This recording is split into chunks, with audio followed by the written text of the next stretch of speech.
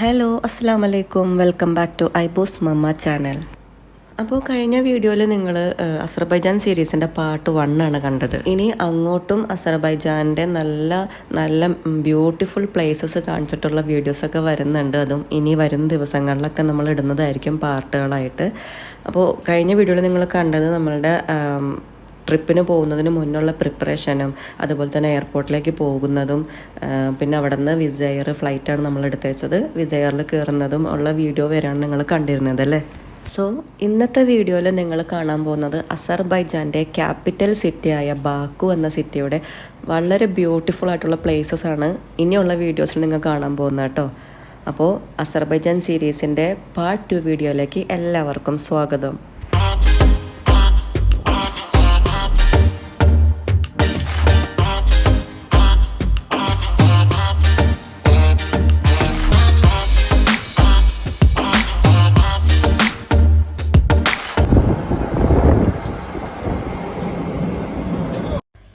അങ്ങനെ കൃത്യം രാവിലെ 9:25 ഞങ്ങൾ ബാക്കു എയർപോർട്ടിൽ വന്ന് ഇറങ്ങി കേട്ടോ. ഹൈദർ അലി ഇൻ്റർനാഷണൽ എയർപോർട്ടാണ് ഈ എയർപോർട്ടിൻ്റെ പേര്. ദുബായിലെ ടൈമും ബാക്കുവിലെ ടൈമും സെയിം തന്നെയാണ് കേട്ടോ. ഇപ്പോൾ ഫ്ലൈറ്റിൽ നിന്ന് പുറത്തോട്ട് ഇറങ്ങിയപ്പോൾ തന്നെ നല്ലൊരു കാറ്റാണ് നമ്മളെ വെൽക്കം ചെയ്തത്. കാറ്റെന്ന് പറഞ്ഞാൽ പോരാ, കാറ്റും അതിൻ്റെ കൂട്ടത്തിൽ തന്നെ നല്ല തണുപ്പും, കൈയൊക്കെ നല്ല പോലെ ഫ്രീസായി പോകുമായിരുന്നു. അപ്പോൾ ഹസ്ബൻഡ് മോനെടുത്തിട്ട് വേഗം അകത്തേക്ക് ഓടി കയറാണ്. കാരണം എൻ്റെ ബാഗിലായിരുന്നു, മദർ ബാഗിലായിരുന്നു അവൻ്റെ മങ്കി തൊപ്പിയും ഗ്ലൗസും ഒക്കെ. അപ്പോൾ ഇതൊക്കെ ഇടിക്കണം എന്നുണ്ടെങ്കിൽ നമുക്ക് അവിടെ പോയി ഇരുന്നെങ്കിലാണല്ലോ ഇടിക്കാൻ പറ്റുള്ളൂ. പിന്നെ അതിൻ്റെ അകത്തേക്ക് കയറി കഴിഞ്ഞ് കഴിഞ്ഞാൽ ഹീറ്ററും ഉണ്ടാവും, അപ്പോഴും കുറച്ചൊന്ന് സമാധാനം ഉണ്ടാവും. അതുകൊണ്ട് വേഗം ഹസ്ബൻഡ് മോനെ എടുത്തിട്ട് അകത്തേക്ക് ഓടി. പിന്നെ അതിന് ശേഷം നമുക്ക് അവിടെ ഗൈഡ് വെയിറ്റ് ചെയ്തിട്ടുണ്ടായിരുന്നു കേട്ടോ, നമ്മുടെ ഗൈഡ്. അപ്പോൾ ബാക്കിയുള്ളവരും കൂടി വരാൻ വേണ്ടിയിട്ട് അവിടെ വെയിറ്റ് ചെയ്തിരുന്നു. പിന്നെ നമ്മളുടെ വണ്ടിയിലേക്ക് കയറാൻ പോവാണ്. അതാണ് കേട്ടോ ഗൈഡ്. അസർബൈജാനി തന്നെയാണ് കേട്ടോ നമുക്ക് കിട്ടിയ ഗൈഡും. അങ്ങനെ ഞങ്ങൾ വണ്ടി കയറുകയാണ്. ഇതൊരു വലിയൊരു വാനാണ് കേട്ടോ. ഞങ്ങളുടെ കൂടെ 15 പേരുണ്ട്. 15 പേരടങ്ങുന്ന ഒരു ഗ്രൂപ്പായിരുന്നു കേട്ടോ നമ്മളുടേത്. പിന്നെ ഈ 15 പേരും ഈ വാനിൽ തന്നെയായിരുന്നു ഉണ്ടായച്ചത്. അപ്പോൾ ഈ ഒരു ട്രിപ്പിൽ നമുക്ക് കിട്ടിയ ഏറ്റവും വലിയ ഭാഗ്യം എന്താണെന്ന് വെച്ച് കഴിഞ്ഞാൽ, ഈ ട്രിപ്പ് അവസാനിക്കാനാവുമ്പോഴത്തേക്കും നമ്മളെല്ലാവരും ഒരു ഫാമിലി പോലെ ആയി കഴിഞ്ഞിരുന്നു. അതായത് പല രാജ്യത്തു നിന്നുള്ള ആളുകളുണ്ടായിരുന്നു കേട്ടോ. ഇപ്പോൾ ഇന്ത്യയിൽ തന്നെയാണെന്നുണ്ടെങ്കിൽ തമിഴ്നാട്ടിൽ നിന്നുണ്ടായിരുന്നു, പിന്നെ ശ്രീലങ്ക, ഫിലിപ്പൈൻ, പാകിസ്ഥാൻ, അങ്ങനെ പല രാജ്യത്തു നിന്നുള്ള ആളുകൾ ഫാമിലി ആയിട്ടും ബാച്ചിലേഴ്സായിട്ടും ഒക്കെ ഈ ട്രിപ്പിൽ ഉണ്ടായിരുന്നു. എല്ലാവരായിട്ടും നല്ല ഒരു ബോണ്ട് നമുക്ക് ഉണ്ടാക്കിയെടുക്കാനായിട്ട് സാധിച്ചു കേട്ടോ. Go there also. Left side you can see the fire temple, the altar for fire. അങ്ങനെ ഡേ 1 സിറ്റി ടൂർ ഇവിടെ നിന്ന് ആരംഭിക്കുകയാണ് കേട്ടോ. ഞങ്ങൾക്ക് ചെറുതായിട്ട് നല്ല രീതിയിലൊരു പണി കിട്ടി. കാരണം നമുക്ക് അവർ ട്രാവൽ ഡീറ്റെയിൽസ് അടങ്ങിയിട്ടുള്ള ഒരു ഐറ്റിനറി ഫോം നമുക്ക് തന്നിട്ടുണ്ടായിരുന്നു. പക്ഷേ ഞങ്ങളുടെ കേരളസാണെന്ന് പറയാം, ഞങ്ങളത് ശരിക്കും വായിച്ചു നോക്കിയില്ല. അതിലവർ വ്യക്തമായിട്ട് എഴുതിയിട്ടുണ്ട് നമ്മൾ വൈകുന്നേരമാണ് ഹോട്ടലിൽ പോകുന്നത്, എയർപോർട്ടിൽ നിന്ന് ഇറങ്ങി നേരെ പോകുന്നത് സിറ്റി ടൂറിനാണെന്നുള്ളത് എഴുതിയിട്ടുണ്ടായിരുന്നു. കാരണം നമ്മളുടെ ഒരു 3 ഡേ ട്രിപ്പാണ്. അതിനുള്ളിൽ നമുക്ക് എല്ലാവരും കണ്ട് കഴിയണ്ടേ. അപ്പോൾ ഞങ്ങളാണെങ്കിൽ നമ്മൾ വാങ്ങിച്ചിരുന്ന വെച്ച സാധനങ്ങൾ എല്ലാവരും ജാക്കറ്റ് ഒഴിച്ച് ബാക്കി എല്ലാവരും ട്രോളിയിലായിരുന്നു. എന്താ പറയുക, ഈ കാറ്റ് നമ്മൾ എയർപോർട്ടിൽ നിന്ന് ഇറങ്ങിയപ്പോൾ കണ്ട കാറ്റേ അല്ല. പിന്നെ അതിൻ്റെ ഗതിയൊക്കെ മാറി, അതിൻ്റെ തീവ്രത കൂടി നമുക്ക് തീരെ സഹിക്കാൻ പറ്റാത്ത തണുപ്പിലോട്ടൊക്കെ വന്ന് ഈ ഗ്ലൗസും തൊപ്പിയും ഈ സ്കാർഫും ഒക്കെ നമ്മളുടെ കയ്യിലുണ്ടെങ്കിലും ഇതൊന്നും ആ ടൈമിൽ നമുക്ക് ഉപയോഗിക്കാൻ പറ്റിയില്ല എന്നുള്ളതാണ് വാസ്തവം. കാരണം നമ്മുടെ കയ്യിലുണ്ട്, പക്ഷെ പെട്ടിയിലായിപ്പോയത്. അപ്പോൾ അങ്ങനെ ഒരു ചെറിയൊരു അബദ്ധം നമുക്ക് പറ്റി. അങ്ങനെ ബാക്കുവിലെ വൺ ഓഫ് ദ ഫേമസ് പ്ലേസായ ഹൈദർ അലി സെൻറ്ററിലാണ് നമ്മൾ ടൂർ സ്റ്റാർട്ട് ചെയ്തത്. ഇത് ഹൈദർ അലി സെൻറ്ററാണ് കേട്ടോ. ഇത് മോഡേൺ ആർക്കിടെക്ചറിൽ പെട്ട 57,500 മീറ്റർ സ്ക്വയർ വിസ്തീർണമുള്ള ഒരു സെൻറ്ററാണ് ഹൈദർ അലി സെൻറ്റർ. ഇതിൻ്റെ ആർക്കിടെക്ചർ വന്നിട്ട് ഇറാനിയൻ ബ്രിട്ടീഷ് വനിതയായ ഒരു സഹ ഹദീദ് എന്ന് പറഞ്ഞ ആർക്കിടെക്ചറാണ്. 1969-82 കാലഘട്ടത്തിൽ സോവിയറ്റ് യൂണിയൻ്റെ ഫസ്റ്റ് സെക്രട്ടറി ആയിരുന്ന ആളായിരുന്നു ഹൈദർ അലി. പിന്നീട് 1993 ഒക്ടോബർ തൊട്ട് 2003 വരെയും അസർബൈജാൻ്റെ പ്രസിഡൻ്റായിട്ടും അദ്ദേഹം നിന്നിട്ടുണ്ട് കേട്ടോ. അങ്ങനെ നമ്മൾ ഹൈദർ അലി സെൻറ്ററിൻ്റെ പുറത്ത് കാണുന്ന ഐ ലവ് ബാക്കുവിൻ്റെ അവിടെ നിന്നിട്ട് കുറച്ച് ഫോട്ടോസും വീഡിയോസൊക്കെ എടുത്ത് തിരിച്ച് നമ്മൾ വണ്ടിയിലേക്ക് കയറി. ഇവിടുത്തെ എല്ലാ ബിൽഡിങ്ങിലും നിങ്ങൾക്ക് ഇതുപോലെ ഫ്ലാഗുകൾ കാണാൻ പറ്റും. ഇവർക്ക് 1991 ഫെബ്രുവരിയിലാണ് സോവിയറ്റ് യൂണിയനിൽ നിന്നിട്ട് ഈ രാജ്യത്തിന് സ്വാതന്ത്ര്യം ലഭിച്ചത് കേട്ടോ.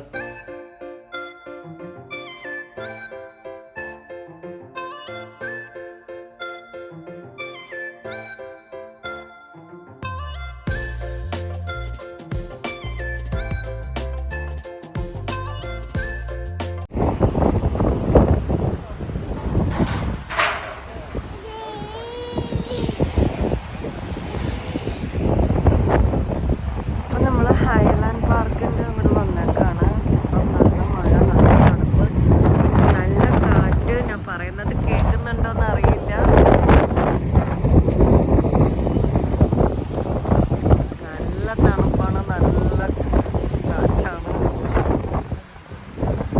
ഈ ഹൈലാൻഡ് പാർക്ക് ഒരു കുന്നിൻ മുകളിലാണ് സ്ഥിതി ചെയ്യണത്. അതുകൊണ്ട് ഇതിനെ ദഗുസ്തു പാർക്ക്, അതായത് അപ്ലാൻഡ് പാർക്ക് എന്നും ഇതിനെ പറയും. ഇതിൻ്റെ മുകളിൽ നിന്ന് കഴിഞ്ഞാൽ നമുക്ക് ബാക്കുവിൻ്റെ ഇമ്പോർട്ടൻറ്റ് പ്ലേസസ് ഒക്കെ കാണാൻ പറ്റും കേട്ടോ. അതായത് ഷിർവൻ ഷാസ് കൊട്ടാരം, Baku bay, Baku boulevard, maiden tower, old Baku city, ഇതെല്ലാം ഇതിൻ്റെ മുകളിൽ നിന്ന് നമുക്ക് കാണാൻ പറ്റും. 20-ാം നൂറ്റാണ്ടിൻ്റെ തുടക്കത്തിൽ, അതായത് 1918 റഷ്യൻ ചക്രവർത്തിയുടെ പതനത്തിന് ശേഷം ഇംഗ്ലീഷ് പട്ടാളക്കാർ ഒരുപാട് പേര് മരണപ്പെട്ടു പോയിട്ടുണ്ട്. അവരുടെയൊക്കെ ശ്മശാനമായിരുന്നു ഇത്.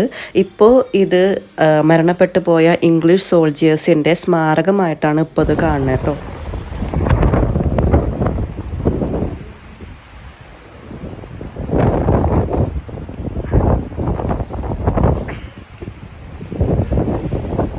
ഒന്നും പറയാനുള്ള ശേഷിയില്ല. ഞങ്ങൾ പിന്നെ അവിടെ നിന്ന് ഭയങ്കര സ്പീഡിൽ നടന്നു പോകുമായിരുന്നു കേട്ടോ. ഒന്നും കാണാനായിട്ട് അങ്ങനെ പറ്റിയില്ല, കാരണം കാറ്റ് അമ്മാതിരി കാറ്റായിരുന്നു. പിന്നെ മോനാണെങ്കിലും പെട്ടെന്ന് ആ കാറ്റിൻ്റെ ശബ്ദവും ഒക്കെ കേട്ട് കഴിഞ്ഞപ്പോൾ കരയാൻ തുടങ്ങി.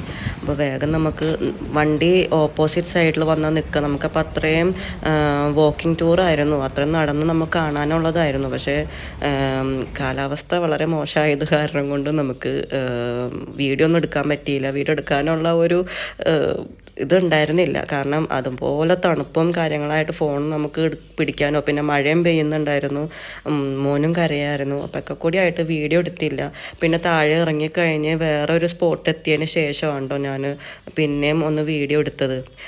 ഇവിടെ നിന്നാണ് ഞങ്ങൾ ഫുഡ് കഴിക്കാനായിട്ട് പോയത്. ഇവിടെ ഇറങ്ങി കുറച്ചങ്ങോട്ട് നടന്നു കഴിഞ്ഞ് കഴിയുമ്പോൾ ഇവിടുത്തെ ഒരു ഫേമസ് ഒരു റെസ്റ്റോറൻറ്റ് ഉണ്ട്. കഴിച്ചേട്ടോ ഉച്ചക്കത്തെ ഫുഡ് കഴിച്ചത്. ഹോട്ടലിനൊക്കെ ഹീറ്റർ ഉണ്ട്. പുറത്തുനിന്ന് ഹോട്ടലിലോട്ട് കയറിയപ്പോൾ നല്ലൊരു ആശ്വാസം. പ്രതീക്ഷിക്കാണ്ട് പെട്ടെന്ന് മഴയും നല്ല കാറ്റും. അപ്പോൾ അതാ ഫുഡ് കഴിക്കാൻ കയറിയപ്പോൾ ഞാനൊന്ന് ഹോട്ടലിൻ്റെ വീഡിയോയും കൂടി എടുത്തു. എനിക്കിത് കണ്ടിട്ട് ഭയങ്കര ഇഷ്ടപ്പെട്ടു. ഇൻറ്റീരിയറൊക്കെ കാണാൻ നല്ല ഭംഗി. പിന്നെ അസർബൈജാനിൽ നമ്മൾ എവിടെ നോക്കിയാലും കാർപ്പറ്റ് ഇഷ്ടം പോലെ കാണാം കേട്ടോ. കാരണം അസർബൈജാൻ കാർപ്പറ്റിൻ്റെ കാര്യത്തിൽ വളരെ ഫേമസ് ആണ്. അപ്പോൾ എവിടെ നോക്കിയാലും കാർപ്പറ്റ് അസർബൈജാനിൽ കാണാൻ പറ്റും കേട്ടോ. പിന്നെ ഫുഡ് ഞങ്ങൾ പിസയും പിന്നെ ബീഫ് പിലാവുമാണ് കഴിച്ചത് കേട്ടോ. നല്ല ടേസ്റ്റ് ഉണ്ടായിരുന്നു. അതിൻ്റെ ഒന്നും ഫോട്ടോയും വീഡിയോ ഒന്നും എടുക്കാൻ പറ്റില്ല, കാരണം നല്ല വിശന്നിരിക്കണ കാരണം കൊണ്ട് ആ ടൈമിൽ അത് എടുക്കാനുള്ള ഒരു ഓർമ്മ വന്നില്ല. പിന്നെ നമ്മൾ അവിടെ നിന്ന് ഫുഡ് കഴിച്ചിറങ്ങി. ഇതാണ് ഞങ്ങളുടെ ഗൈഡ് കേട്ടോ. നല്ല സൂപ്പർ ഗൈഡായിരുന്നു. അതിനുശേഷം നമ്മൾ പോയത് ഓൾഡ് സിറ്റിയിലോട്ടാണ്. അതായത് അസർബൈജാൻ്റെ തലസ്ഥാനമായിട്ടുള്ള ബാക്കുവിൻ്റെ ചരിത്രപ്രധാനമായിട്ടുള്ള ഒരു ഭാഗമാണ് കേട്ടോ ഈ ഓൾഡ് സിറ്റി. ഇതിന് ഇന്നർ സിറ്റി എന്നും പറയും. ഇത് ചുറ്റുമതിലുകളാൽ ചുറ്റപ്പെട്ടിട്ടുള്ള ഒരു പുരാതനമായ ഭാഗമാണ് ഈ ഓൾഡ് സിറ്റി എന്ന് പറയണത്. 2007 ഏകദേശം 3000 ആളുകളാണ് കേട്ടോ ഇവിടെ താമസിച്ചിരുന്നത്.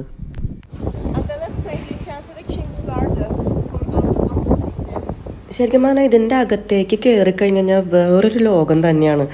നമുക്ക് കണ്ടു കഴിഞ്ഞാൽ എത്രയും നേരം നമ്മൾ സിറ്റി പുറത്ത് കണ്ടു കഴിഞ്ഞാൽ ആ ഒരു സ്ഥലമേ അല്ല ഇതിൻ്റെ അകത്തേക്ക് കയറി കഴിഞ്ഞാൽ എൻ്റയർലി ഡിഫറെൻ്റ് ആണ്. എന്ന് കാണാൻ ഭയങ്കര ഭംഗി. നമുക്ക് കണ്ണിന് നല്ല കുളിർമ തരുന്ന സ്ഥലങ്ങളാണ് ഇതിൻ്റെ അകത്തുള്ളത്.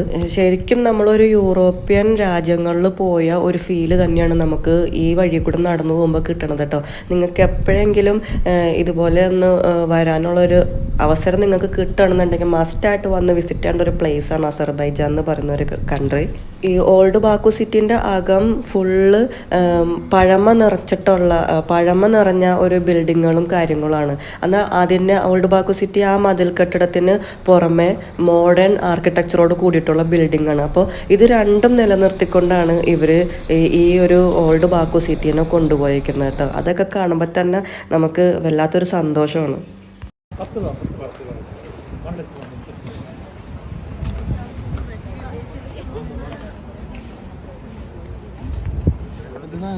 പിന്നെ ഞങ്ങൾ ഇവിടെ തന്നെ ലെഫ്റ്റ് സൈഡിൽ കണ്ട ഒരു ഷോപ്പിൽ കയറി. അവിടെ നിന്ന് ഞങ്ങളുടെ കൂടെയുള്ള കുറച്ച് പേർക്ക് ഗ്ലൗസും ക്യാപ്പൊക്കെ വാങ്ങിക്കണമായിരുന്നു. കാറ്റിൻ്റെ ശക്തി അതുപോലെ ഉണ്ടായിരുന്നു. അപ്പോൾ തണുത്തിട്ട് സഹിക്കാൻ പറ്റാണ്ട് അവർ ഗ്ലൗസ് വാങ്ങിക്കാനൊക്കെ ആയിട്ടൊക്കെ കയറി. അതിൻ്റെ കൂട്ടത്തിൽ ഞാൻ ഇവിടെ നിന്ന് ഒരു ഫ്രിഡ്ജ് മാഗ്നറ്റും വാങ്ങിച്ചു കേട്ടോ. പിന്നെ എനിക്ക് ഭയങ്കര ഇഷ്ടപ്പെട്ട ഒരു കാര്യമാണ് ട്രാവൽ ചെയ്യുക എന്നുള്ളത്.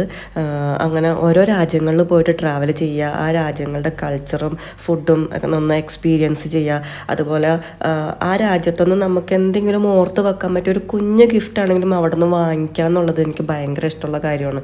അപ്പോൾ അങ്ങനെ ഞാൻ ഇവിടെ നിന്നൊരു ഫ്രിഡ്ജ് മാഗ്നറ്റ് വാങ്ങിച്ചു. നമ്മൾ ആ രാജ്യത്ത് പോയിട്ട് അവിടെ നിന്ന് വാങ്ങിക്കുന്നതല്ലേ ഏറ്റവും കൂടുതൽ നമുക്കത് കാണുമ്പോൾ ഒരു സന്തോഷം തരുന്ന ഒരു കാര്യം അല്ലേ. അപ്പോൾ അങ്ങനെ ഞാൻ ഇവിടെ നിന്നൊരു ഫ്രിഡ്ജ് മാഗ്നറ്റ് വാങ്ങിച്ചു കേട്ടോ. ഇതാണ് ഞാൻ വാങ്ങിച്ച ഫ്രിഡ്ജ് മാഗ്നറ്റ്. കുറേ ഉണ്ട് അവിടെ, പക്ഷേ ഞങ്ങൾക്ക് രണ്ടാൾക്കും ഇഷ്ടപ്പെട്ടത് ഈ അസർബൈജാൻ ബാക്കൂന്ന് എഴുതിയേക്കുന്ന ഈ ഫ്രിഡ്ജ് മാഗ്നറ്റാണ് കേട്ടോ. അങ്ങനെ ഇതൊന്ന് വാങ്ങിച്ചതിന് 2 മനാത്തായിരുന്നു. അസർബൈജാനിലെ കറൻസി മനാത്ത് എന്നാണ് പറയുന്നത് കേട്ടോ. ഒരു മനാത്ത് എന്ന് പറയണത് UAE ദിറംസിൽ പറയണമെന്നുണ്ടെങ്കിൽ 2 ദിറം 16 ഫിൽസാണ്. ഇന്ത്യൻ കറൻസിയിൽ പറയണമെന്നുണ്ടെങ്കിൽ 51 രൂപയൊക്കെ ആയിട്ടൊക്കെ ഏകദേശം അത്രയൊക്കെ വരും. പിന്നീട് ഞങ്ങൾ അവിടെ നിന്ന് ഇറങ്ങി വേറെ സ്ഥലത്തേക്ക് പോയി. ഇവിടെ തന്നെ ഈ ഓൾഡ് ബാക്കു സിറ്റീൻ്റെ അകത്ത് തന്നെ ഒത്തിരി കാര്യങ്ങൾ കാണാനുണ്ട് കേട്ടോ. മൈതാൻ ടവർ,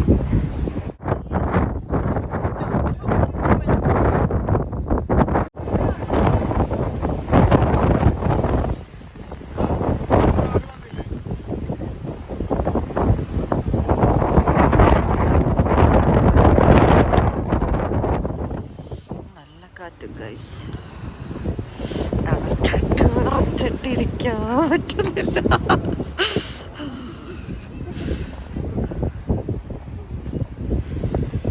കയ്യൊക്കെ കണ്ടോ ചുവന്ന്.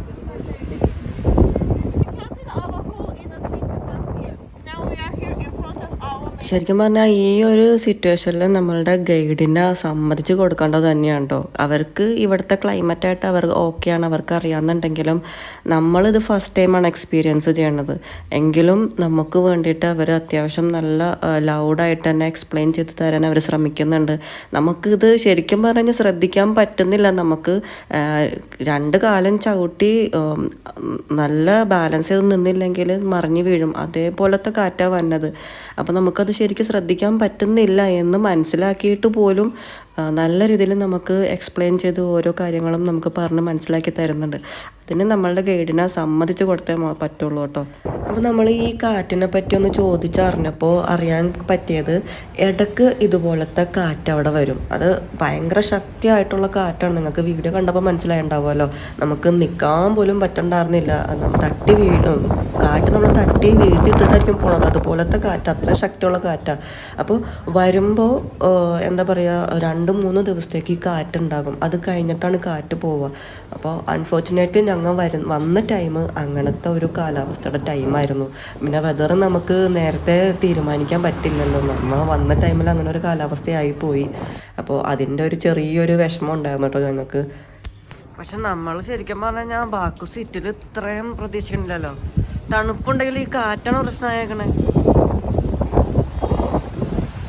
കാറ്റ് പറയാൻ പറ്റത്തില്ല ഗൈസ്, അമ്മാതിരി കാറ്റെന്ന് പറഞ്ഞാല് നമ്മളെ പുറത്തെ കൊണ്ട് പോണ കാറ്റല്ലേ അല്ലേ അവനെ? ഒരു കമന്റ് പറയൂ. തണുത്തിട്ട് ആർക്കും വർത്തമാനം പറയാൻ പറ്റണില്ല. നാക്കൊക്കെ കുഴഞ്ഞു പോവാ.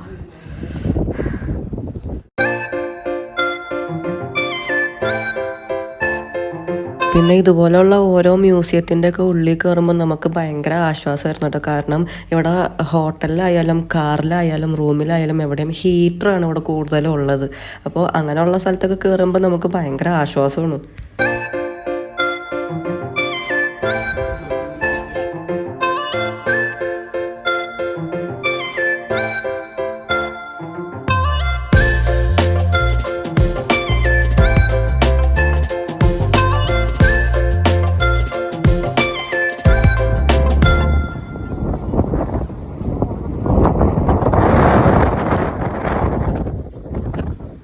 പിന്നെ ദാ ഈ കാണുന്നതാണ് ഷിർവൻഷാസ് പാലസ്.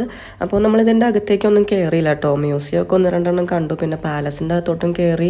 ഇനി 1-2 പ്ലേസും കൂടി ഒന്ന് കവർ ചെയ്യാനുണ്ട്. അപ്പോൾ പിന്നെ ഹോട്ടലിൽ പോകണം. വൈകുന്നേരമാണ് നമ്മൾ ചെക്ക് ഇൻ ചെയ്യേണ്ട ടൈം. പിന്നെ വെതറും നിങ്ങൾ കണ്ടല്ലോ. അപ്പോൾ എല്ലാവരും കൂടി ആയിട്ട് നമ്മൾ വേഗം ബാക്കിയുള്ള പ്ലേസും കൂടി കണ്ട് തീർത്തിട്ട് ഹോട്ടലിലേക്ക് പോകാമെന്നാണ് തീരുമാനിച്ചത്.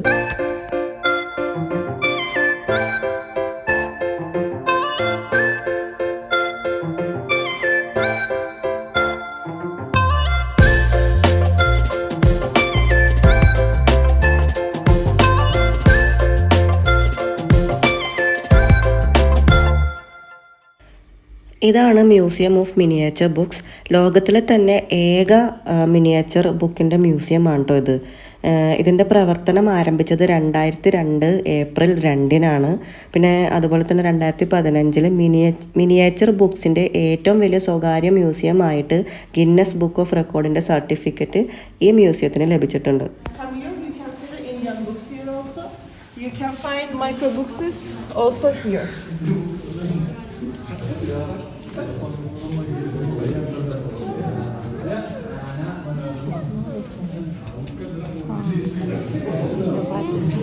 നമ്മൾ അവിടെ ഇങ്ങനെ നോക്കിയൊക്കെ വന്നപ്പോൾ ഏറ്റവും കുഞ്ഞു ബുക്കൊക്കെ കണ്ടോ. കുപ്പിക്കകത്തൊക്കെ ഇട്ട് വെച്ചേക്കുന്ന ബുക്കുകൾ.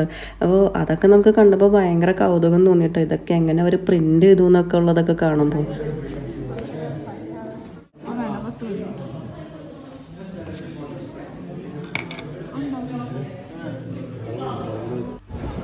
ആ മുകളിൽ കാണുന്ന ബിൽഡിംഗാണ് ഫ്ലെയിം ടവർ കേട്ടോ.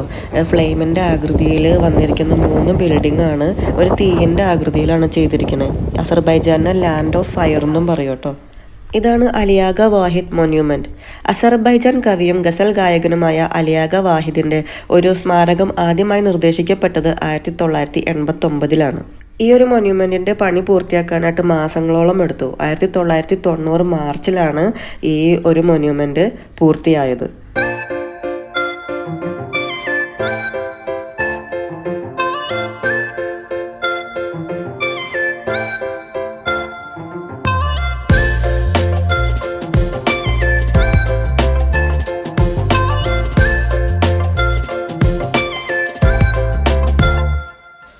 അങ്ങനെ ഇതോടെ ഓൾഡ് ബാക്കു സിറ്റിയിലെ ഇമ്പോർട്ടൻറ്റ് പ്ലേസസ് ഒക്കെ നമ്മൾ കണ്ടു കഴിഞ്ഞു. ഇനി ജസ്റ്റ് ഒരു സൈറ്റ് സീയിങ് ഒക്കെയാണ് കേട്ടോ ഉള്ളത്. ഈ പ്ലേസൊക്കെ നേരിട്ട് കാണാൻ ഭയങ്കര ഭംഗിയായിരുന്നു. അതുപോലെ നമുക്ക് ഫോട്ടോ എടുക്കാനും വീഡിയോസൊക്കെ എടുക്കാനായിട്ടൊക്കെ നല്ല നല്ല സ്പോട്ടുകളുണ്ട് കേട്ടോ. ഇപ്പോൾ ദാ ഇതുപോലെയൊക്കെ നടന്നു വന്ന കുറേ വീഡിയോസൊക്കെ എടുത്തു.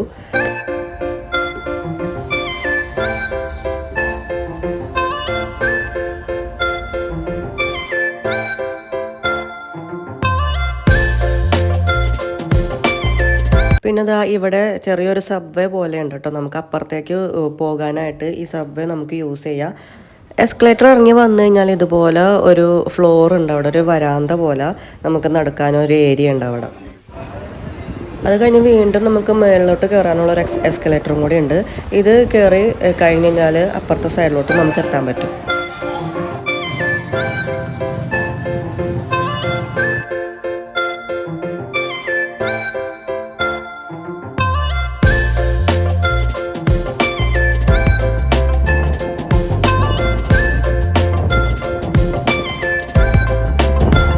Carpet museum. അങ്ങനെ ദാ നമ്മൾ ഹോട്ടലിലെത്തി. ഇതാണ് കേട്ടോ നമ്മൾ 2 ദിവസം നിൽക്കാൻ പോകുന്ന ഹോട്ടൽ. ഹോട്ടലിൻ്റെ പേര് വോൾഗ ഹോട്ടൽ എന്നാണ്. കുഴപ്പമില്ല കേട്ടോ, നല്ല ഹോട്ടലാണ്. റൂമും ഈ ലോബിയൊക്കെ കാണാൻ നല്ല രസമുണ്ട്. റൂമും ഒക്കെ നല്ല ഭംഗിയുണ്ട് കേട്ടോ കാണാൻ. ഞാൻ നിങ്ങൾക്ക് റൂമൊക്കെ കാണിച്ചു തരാം. പിന്നെ ഇവിടെ ആർക്കും ഇംഗ്ലീഷ് അറിയില്ല കേട്ടോ. അങ്ങനെ എല്ലാവരും ഒന്നും ഇംഗ്ലീഷ് സംസാരിക്കില്ല. കൂടുതലും അസർബൈജാനി ലാംഗ്വേജ് തന്നെ യൂസ് ചെയ്യുന്നത്. പിന്നെ നമ്മൾ ഇവിടെ റിസപ്ഷനിലൊക്കെ വന്നിട്ട് അവരോട് സംസാരിക്കണമെന്നുണ്ടെങ്കിൽ ഇംഗ്ലീഷ് അറിയാവുന്ന ആരെങ്കിലും അവർ കണക്ട് ചെയ്തിട്ട് അവർ വന്ന് നമ്മളോട് സംസാരിക്കുക ചെയ്യണേ. റിസപ്ഷനിൽ ഇരിക്കുന്നവർക്ക് പോലും ഇംഗ്ലീഷ് കറക്റ്റായിട്ട് അറിയില്ല കേട്ടോ.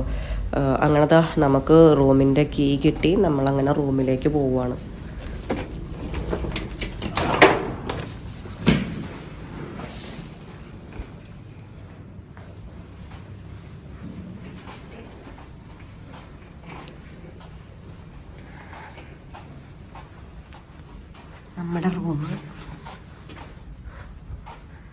നമ്മുടെ റൂം അതാണ് 406. റൂമിൻ്റെ വീഡിയോ നമ്മൾ ഇതിൽ ഇൻക്ലൂഡ് ആക്കുന്നില്ല. നെക്സ്റ്റ് പാർട്ടിലിടാം കേട്ടോ. കാരണം അതും കൂടി വന്നു കഴിഞ്ഞാൽ ഒരുപാട് ലെങ്ത് ആയി പോകും വീഡിയോ. പിന്നെ ഞങ്ങൾ രാത്രി ഡിന്നർ കഴിക്കാൻ വേണ്ടിയിട്ട് വന്ന് ലോബിയിൽ കുറച്ച് നേരം ഇരുന്ന് ഡിന്നറൊക്കെ കഴിച്ചിട്ടാണ് പോയത്. അപ്പോൾ എടുത്ത ഒരു ജസ്റ്റ് ചെറിയൊരു വീഡിയോ ആണിത്. അവിടെ വന്ന് ഇരിക്കാനൊക്കെ നല്ല രസമുണ്ടായിരുന്നു. എങ്കിലും നമുക്ക് പുറത്തത്തെ കാഴ്ചകൾ അവിടെ തന്നെ ഇരുന്ന് കാണാമായിരുന്നു കേട്ടോ. ഭയങ്കര കാറ്റായിരുന്നു. ഒന്നും കൂടി കൂടിയെന്ന് തന്നെ പറയാം. പിന്നെ ചിലവർ ടാക്സിയൊക്കെ എടുത്ത് പോയിട്ടുണ്ടായിരുന്നു പുറത്തേക്ക്. നമ്മൾ മോൻ്റെ സേഫ്റ്റിക്ക് വേണ്ടിയിട്ട് നമ്മൾ പോകാൻ നിന്നില്ല പുറത്തേക്ക്. അപ്പോൾ ഡേ 1ൻ്റെ വീഡിയോ ഇവിടെ വെച്ച് വൈൻഡപ്പ് ചെയ്യാണ്. എല്ലാവർക്കും ഇഷ്ടപ്പെട്ടു എന്ന് വിശ്വസിക്കുന്നു. ഇനിയും നല്ല നല്ല അടിപൊളി വീഡിയോസ് വരാൻ കിടപ്പുണ്ട്. So stay tuned for more. By.